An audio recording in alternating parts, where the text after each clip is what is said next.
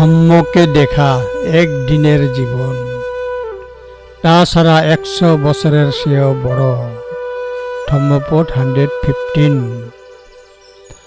একজন জ্ঞানী ব্যক্তির একদিনের জীবন, যিনি মৃত্যুহীনতার অবস্থা দেখেন, বাস্তবতা বুদ্ধের মহৎ শিক্ষা দেখেন, ধম্ম বুঝেন, অতি উত্তম।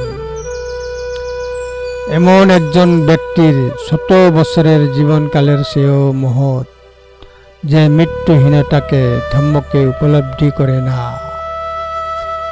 বুদ্ধের সত্য ধর্মের পরমকে না দেখে 100 বছর বেঁচে থাকা জীবনের চেয়ে একদিনের জন্য ধম্ম পরমকে দেখা জীবন শ্রেয়।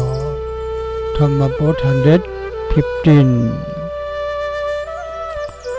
যোষ বসস্বতং জীবে অপস্যং ধম্মম উত্তমং একহং জীবিতং শ্রেয় পশ্যত ধম্মম উত্তমং। যোষ বসস্বতং জীবে অপস্যং ধম্মম উত্তমং একহং জীবিতং শ্রেয় পশ্যত ধম্মম উত্তমং। ধম্মপদ 115।